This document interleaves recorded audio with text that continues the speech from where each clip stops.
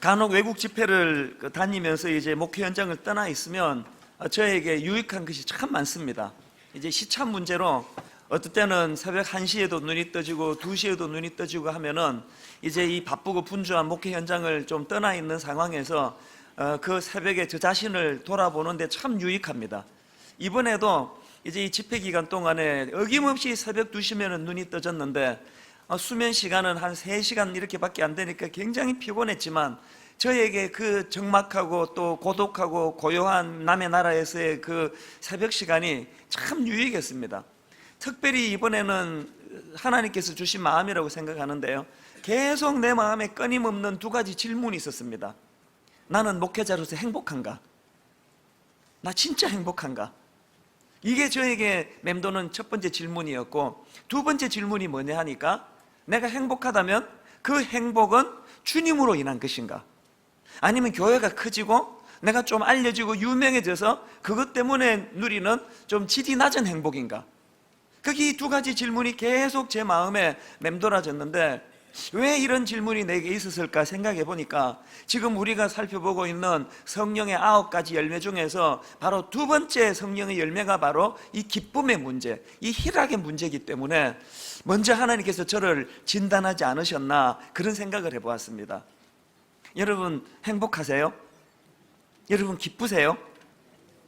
그리고 그 기쁨이 뭐 돈 많이 벌고 좋은 신랑 만나고 좋은 아내 만나고 그게 아니고, 그 기쁨이 이런 상황과 환경과 관계없는 영적인 안정감에서 오는 하나님 주시는 기쁨이신가요?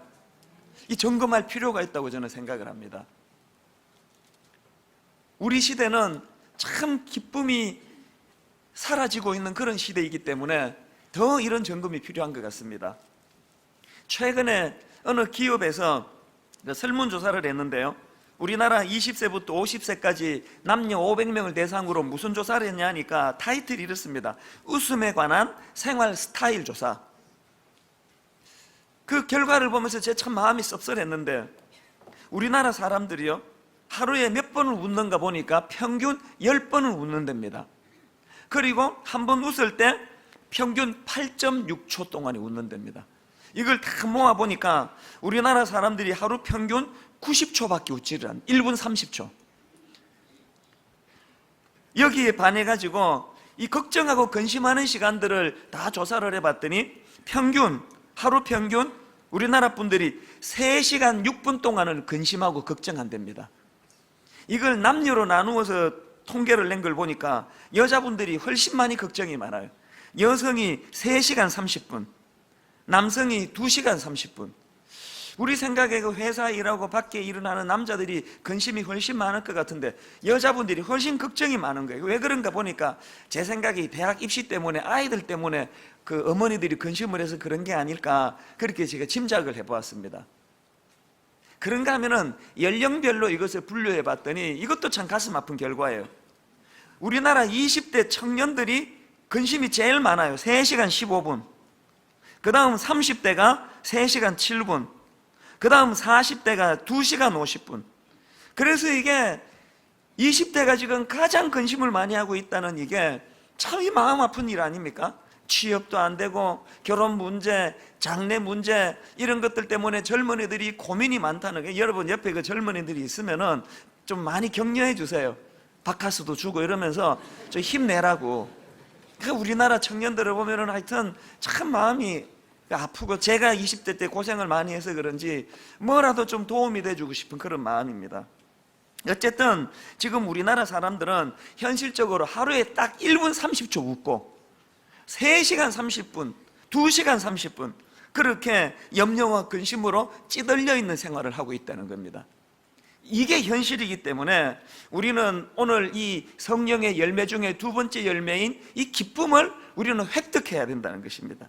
그리고 교회는 연세 동안 이렇게 하루에 1분 30초밖에 웃을 수 없는 이런 힘든 삶을 사는 성도들에게 성령의 열매인 기쁨을 제공해주는 그런 교회가 돼야 된다는 것입니다. 그런데 오늘 현실은 이게 원활하게 잘 이루어지는 것 같지가 않습니다. 고든 맥도날드라고 아마 들어보신 분이 계실 거예요. 이분은 미국의 덴버 신학교 총장을 역임했고요, 우리나라에서도 꽤 알려진 책입니다. 내면 세계의 질서와 영적 성장, 아주 주옥 같은 책입니다. 그리고 영적인 열정을 회복하라, 이런 책을 저술한 분이에요. 굉장히 훌륭한 분인데요. 그런데 이 고든 맥도날드도 젊은 시절에 인생에 엄청난 위기를 만났습니다. 목회자로서는 해서는 안 되는 성적인 죄를 지었습니다. 그래서 목회를 내려놓고, 목사직을 내려놓고, 설교를 내려놓고 3년 동안 근신하면서 또 치료받는 그런 시간이 있었습니다. 아마 우리나라에서 이런 일이 일어났다 그러면 평생 매장이 됐을 거예요. 그런데 이분은 3년 뒤에 이제 회복이 됐는데요, 오랜 시간이 지나고 그 절망적인 시간을 회고했던 글들을 제가 본 적이 있습니다. 이런 말을 했습니다. 그 후 이제 절망적인 그런 모든 타이틀을 다 빼앗기고 난 그 다음 같습니다.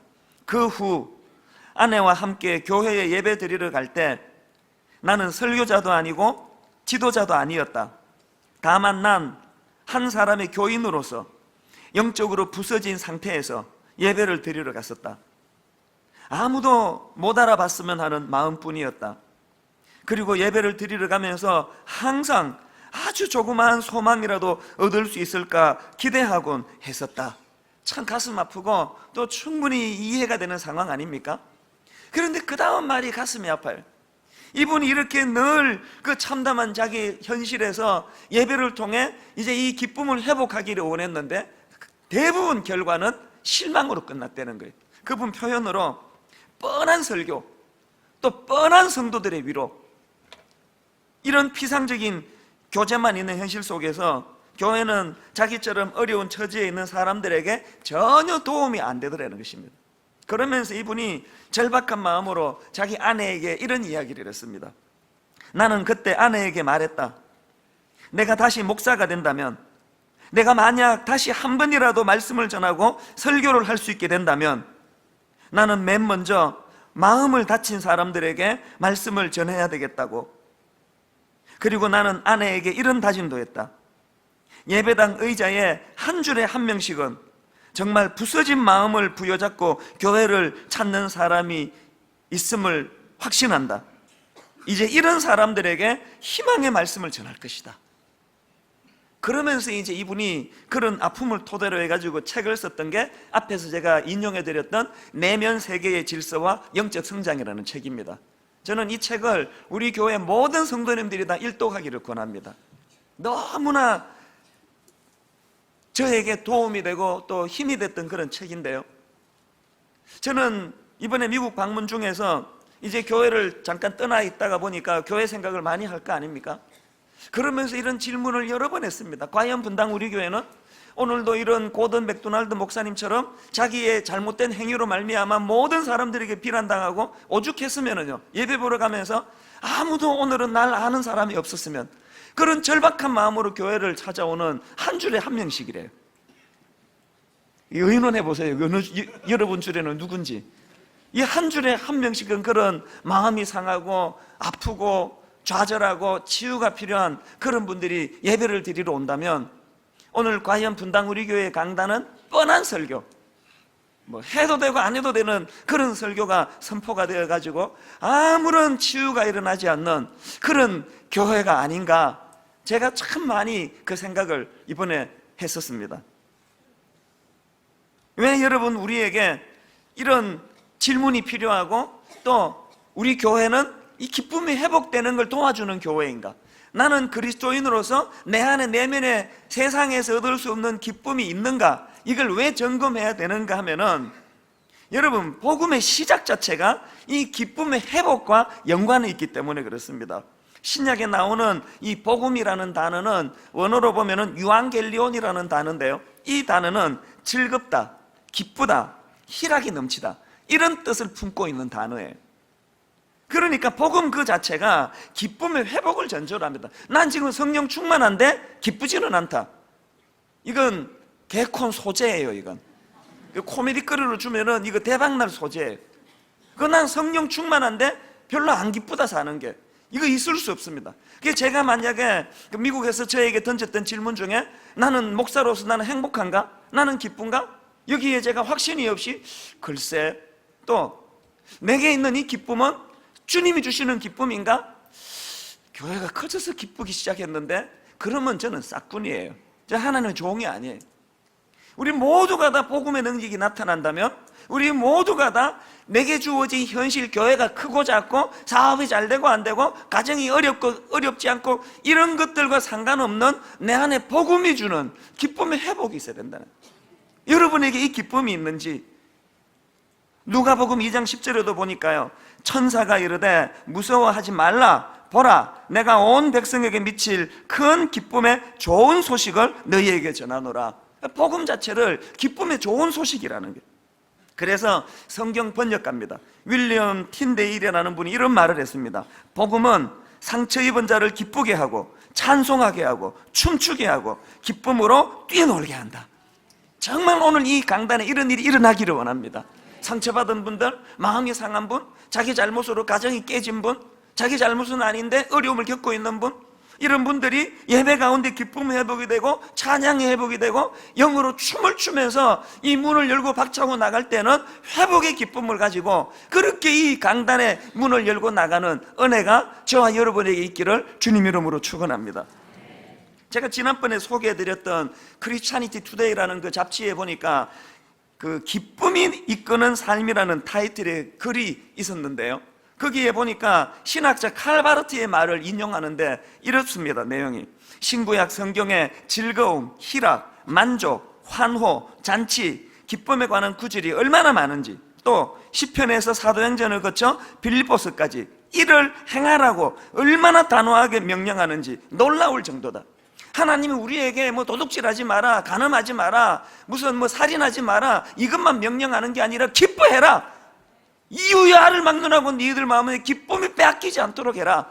이게 무슨 뜻인지는 이따가 다시 설명을 드리겠습니다만, 오늘 이런 부분에서 한국교회는 가장 시급히 회복해야 되는 건 바로 성령의 열매인 기쁨의 회복이라고 생각합니다. 시편 100편 1편에 보면은요, 온 땅이여 여호와께 즐거운 찬송을 부를지어다. 이걸 표준 세번역 이렇게 번역했더라고요. 온 땅아 주님께 환호성을 올려라. 그래서 우리 예배는 더 밝아야 될 필요가 있습니다. 너무 점잖은 분들이 와가지고 이 웃고 하면은 안 되는 이런 그 교육을 받으셔가지고 이게 뭐 예배가 그냥 이렇게 그렇게 그냥 기쁘지 않아 보이잖아요. 더 기뻐야 돼. 더 즐거워. 집에 가서 하실 거죠. 집에 가서 환호를 지를 거죠. 온 땅아 주님께 환호성을 올려라. 그래서요, 우리에게 참 나쁜 게 하나님 앞에서 점잠 빼는 거예요. 그 애가 애다워야 귀엽잖아요. 우리가 나이가 뭐 60, 70, 80이라도 하나님 앞에서 애 아닙니까? 어린애처럼 기뻐하고 표현하고 즐거워하고, 이게 예배의 요소라는 거예요. 근데 여러분, 여기서 한 가지요. 누가복음 10장 17절에 보니까요, 70인이 기뻐하며 돌아와 이르되 주여 주의 이름이면 귀신들도 우리에게 항복하더이다. 지금 이 70인의 전도대들이 너무너무 기뻐하는데 그게 왜냐 하니까 막 귀신이 떠나가는 거예요. 복음의 능력이 나타나는 거예요. 그래서 그걸 주님께 보고하니까 예수님이 뭐라 말씀하시는가 하니까 그 다음 18절입니다. 예수께서 이르시되 사단이 하늘로부터 번개같이 떨어지는 것을 내가 보았노라. 내가 너희에게 뱀과 전갈을 밟으며 원수의 모든 능력을 제어할 권능을 주었으니 너희를 해칠 자가 결코 없으리라. 무슨 말씀입니까? 그 당연한 결과라는 거예요. 복음에는 능력이 있다는 거예요. 그러면서 너무나 중요한 한 말씀을 그 다음에 하십니다. 20절. 그러나, 잘 들어보세요. 그러나 귀신들이 너희에게 항복하는 것으로 기뻐하지 말고 너희 이름이 하늘에 기록된 것으로 기뻐하라 하시니라. 굉장히 중요한 지침이에요. 주님께서 말씀하시기를 뭘 기뻐하지 말라고요? 현상만으로 기뻐하지 말라는 거예요. 사람 좀 모인다고, 교회 목회 잘 된다고 그것 갖고 기뻐하면 넌 저질이라는 거예요. 사업 잘 된다고, 또 뭐 가정이 좀 화목하다고, 그런 것들로만 기뻐하지 말고 뭘 기뻐하라고요? 본질을 가지고 기뻐하라는 거예요. 이 본질 회복의 기쁨. 저는 이 말씀을 보면서 사도행전 3장에 나오는 그 구걸하던 한 장애인이 떠올랐습니다. 그는 성전 문 앞에서 가지고 이제 성전으로 들어가는 사람에게 이제 동전 한 푼을 구걸합니다. 자, 질문. 지금 이 문 앞에서 구걸하는 이 장애인이 원하는 게 뭡니까? 동전 한 입이에요. 배가 고프니까 한 끼 해결할 수 있는. 그리고 이 장애인은 지금 성전 안에 들어왔습니까? 들어오지 않았습니까? 안 들어왔습니다. 이 사람의 관심은 본질이 아니에요. 한 끼 해결해달라는 거예요. 그런데 베드로는 그 사람에게 동전을 준 게 아니고 현상을 준 게 아니고 본질을 줬습니다. 예수 그리스도의 이름을 줬습니다. 그래서 동전 한 입 주면은 한 끼 해결하는데 서너 시간 지나면 또 배가 꺼져요. 그러면 동전 받으나 마나 이게 똑같은 결과가 일어납니다. 그런데 본질, 나사렛 예수 그리스도의 이름의 능력이 그에게 임하니까 근본적인 문제가 해결이 됐습니다.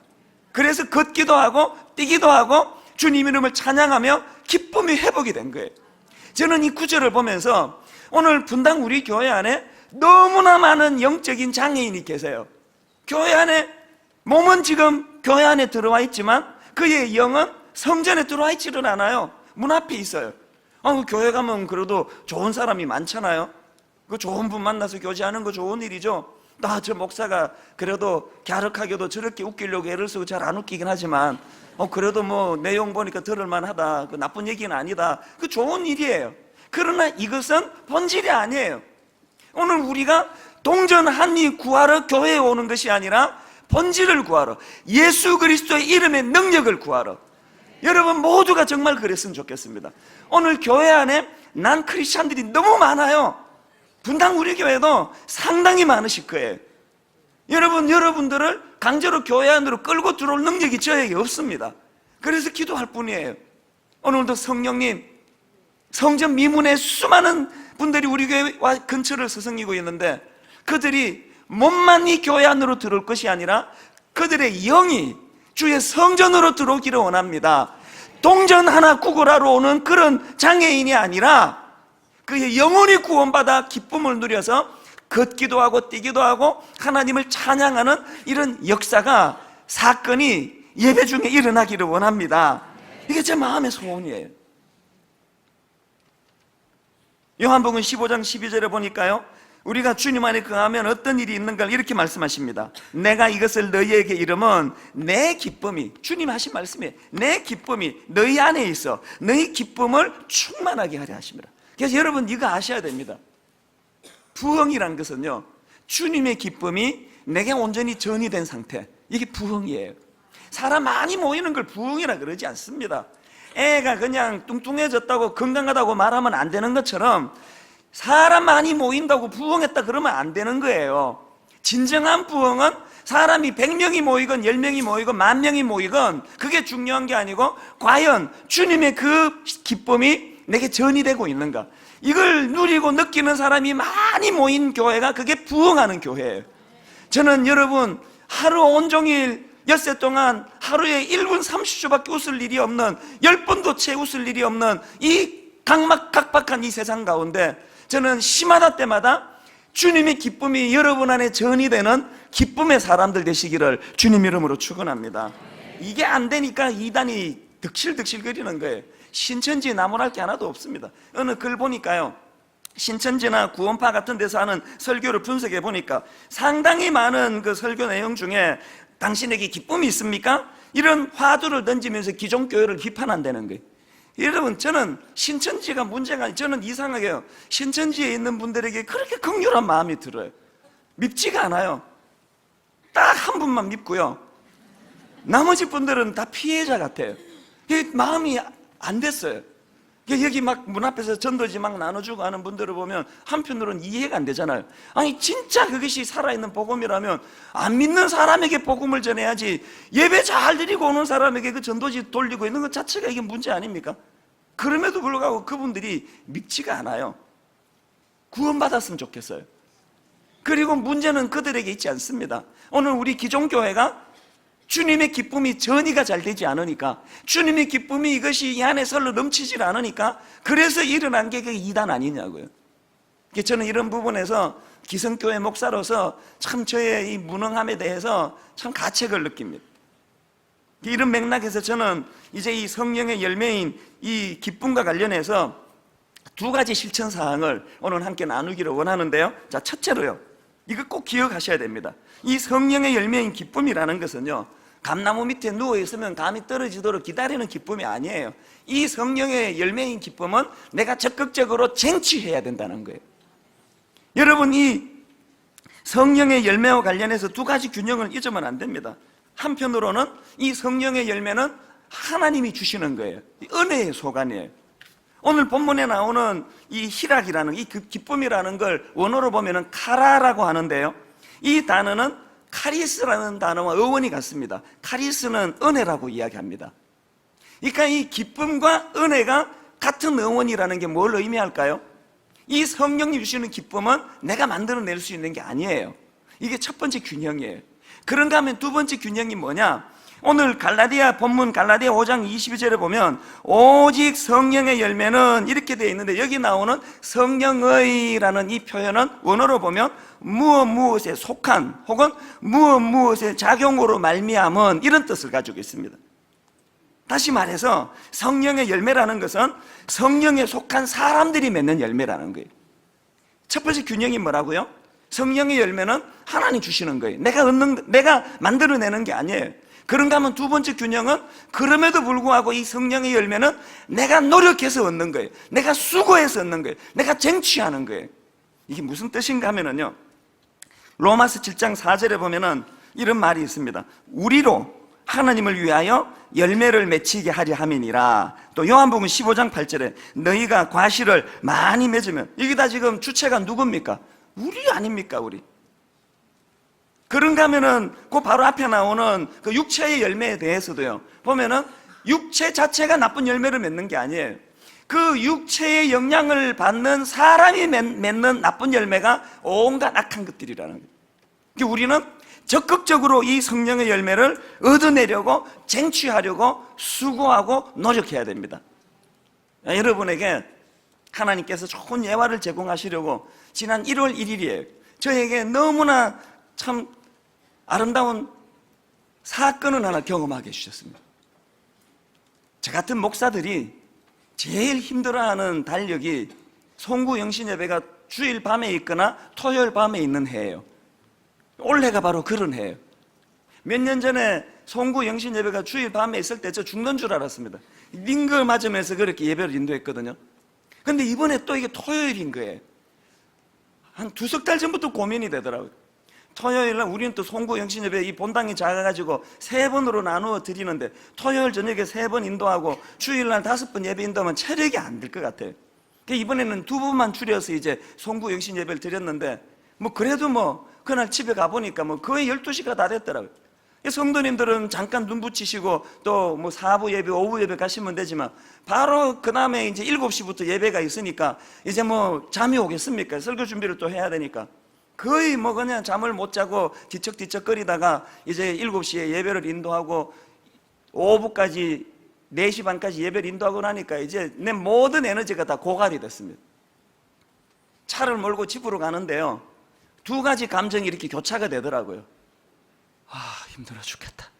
이게 첫 번째 감정이고, 두 번째로는 안도감. 사고 없이 무사히 이 많은 예배를 잘 치러낼 수 있었다.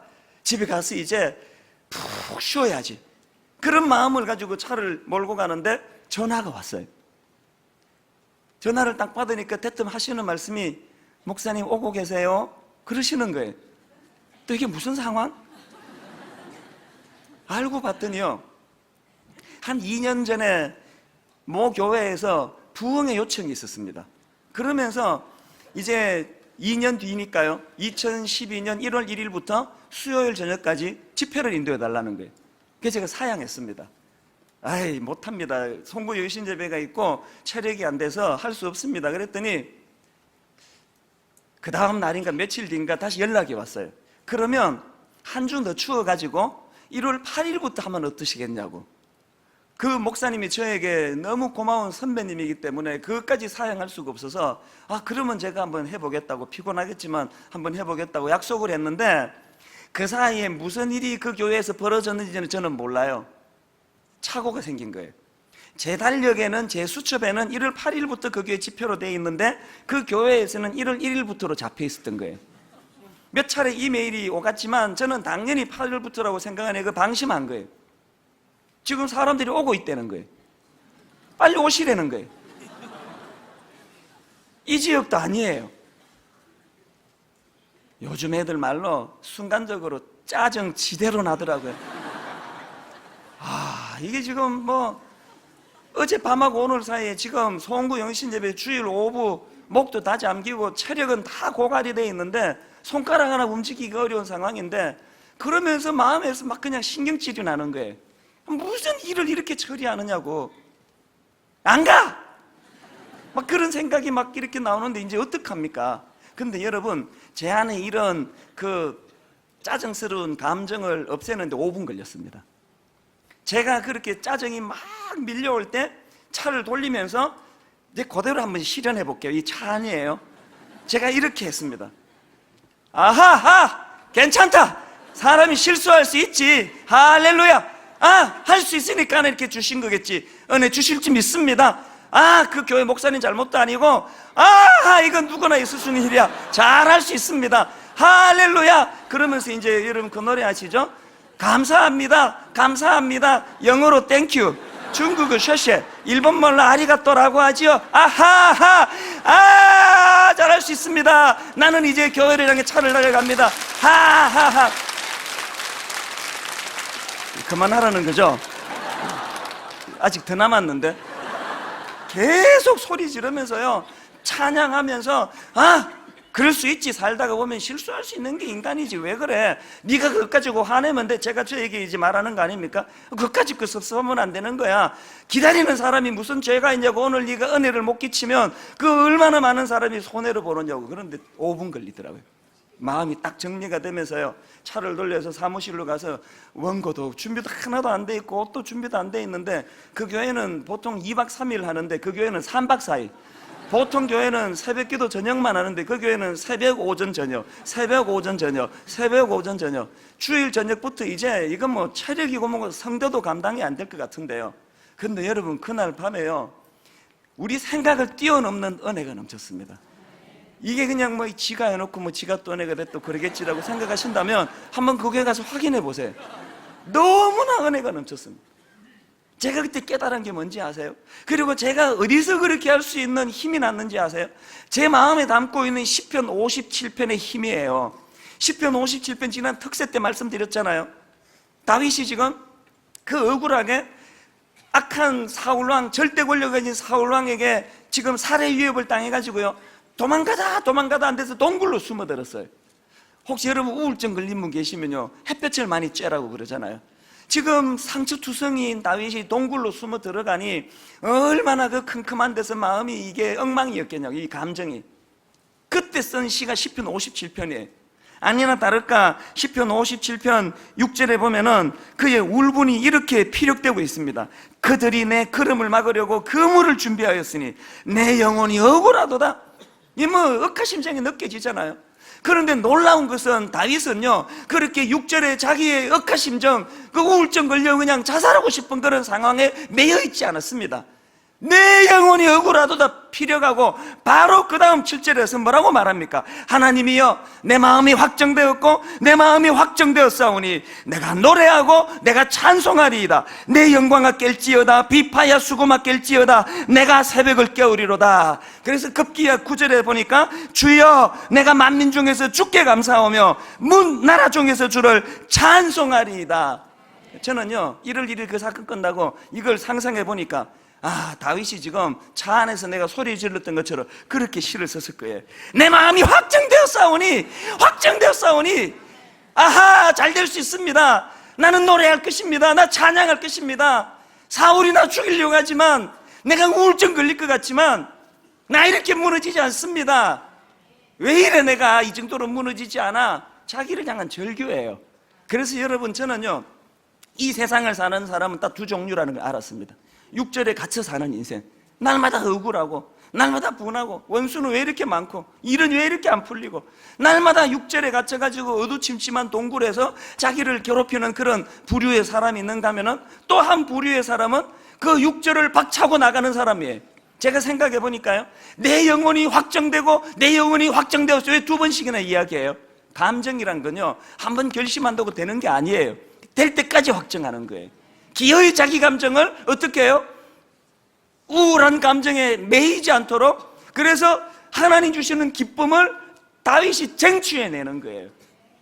제가 그날 기왕에 왜 안 오시느냐고 그러는데 안 갈 수는 없고, 시큰둥하게 가가지고 성도들 앞에 그냥 대충대충 원고 읽고 기분 나쁘다는 식으로 그렇게 내려오면은 아무 죄 없는 성도들만 손해보는 거 아니냐고요. 그러니까 하나님 앞에 제가 기도하는 게 그거 아닙니까? 하나님, 제 감정 때문에, 제 체력 때문에, 제 성대 때문에 우리 성도들에게는 아무런 손해가 가지 않게 주세요. 내 감정을 다스려 주세요. 5분 만에 감정 딱 정되고 나니까요, 그 교회 가서 담임 목사님을 뵈니까 담임 목사님은 그 사실 자체도 모르고 계시더라고요.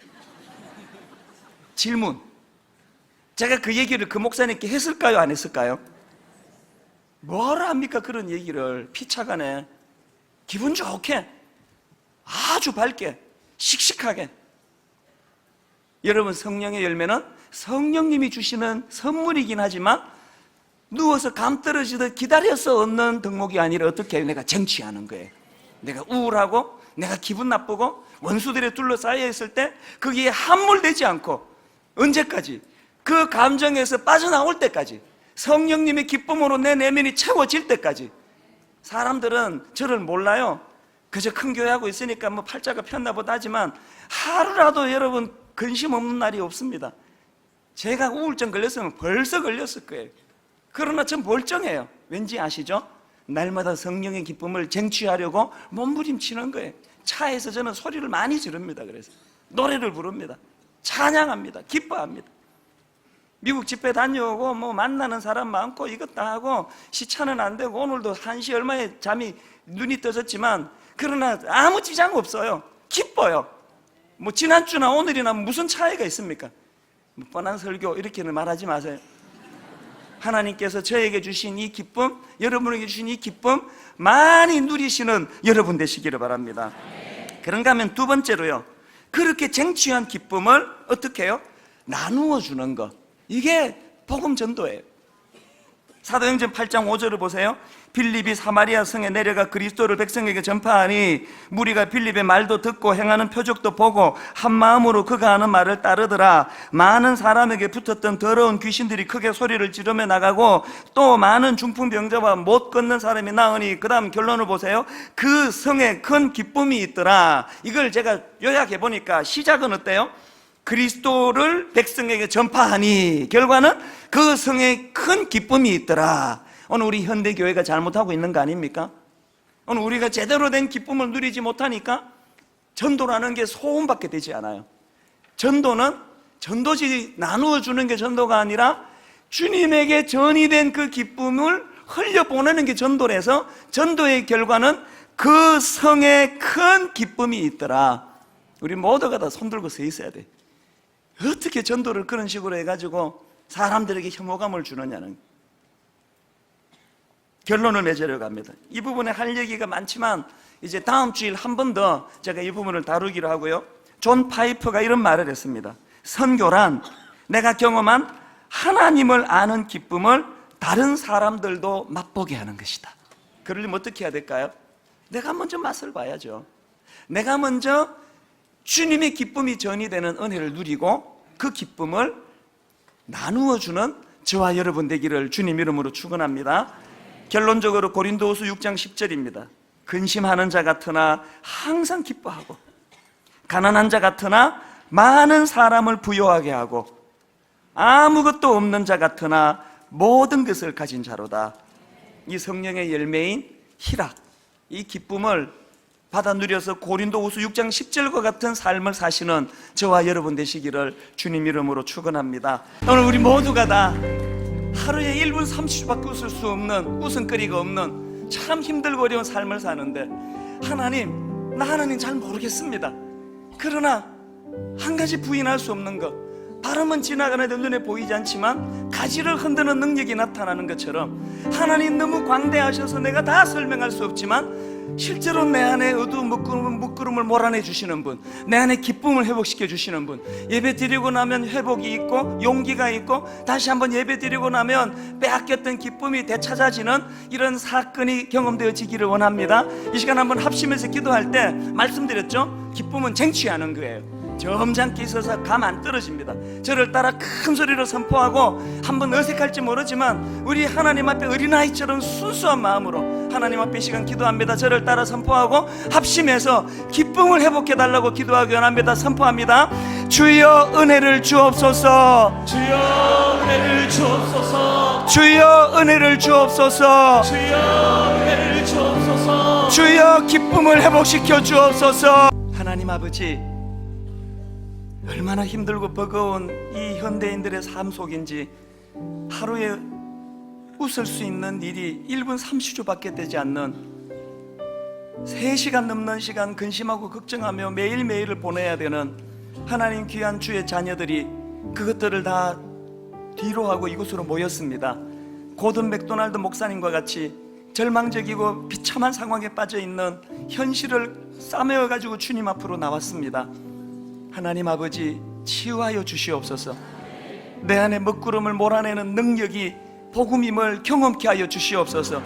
어두운 이 시대에 교회가 무기력해지고 교회가 기쁨을 회복시켜 주지 못하는 사이에 온 한반도가 다 어두운 먹구름으로 뒤덮여져 우울증 환자가 급증하고 살맛이 나지 않고 자살 충동을 느끼는 수많은 사람들이 난무하는 이 시대에 뭔지는 잘 모르지만 예배하는 동안에 그 어두운 먹구름이 사라지고, 뭔지는 잘 모르지만 바람이 눈에 보이지 않지만 나뭇가지를 흔들게 하는 능력이 있듯이 오늘 내 안에 어두운 먹구름이 사라지는 사건을 경험케 하여 주시옵소서.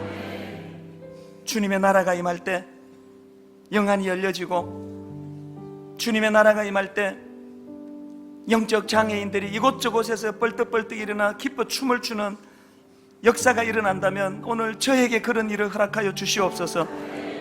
우리 가운데 자살 충동을 느끼는 분이 있으면 성령님 치유하여 주시고, 우리 가운데 고든 맥도날드 목사처럼 자기 잘못으로 인생을 망가뜨리고 절망하고 있는 형제나 자매가 이 자리에 있다면 그에게 그렇게 주신 것처럼 회복의 기쁨을 허락하여 주시옵소서. 부부관계에 문제가 있다면 오늘 성령 주시는 이 기쁨으로 단번에 관계가 회복되는 은혜를 허락하여 주시옵소서. 입시 문제로 너무나 상해 있는 우리 어린 자녀들, 또 취업 문제로 고민하는 우리 20대, 30대, 결혼 문제로 낙심해 있는 우리 젊은이들에게 성령님만이 주실 수 있는 기쁨을 이 시간 허락하여 주시옵소서. 하나님, 한 주간 거뜬히 살아갈 힘을 이 예배를 통하여 공급하여 주시옵소서.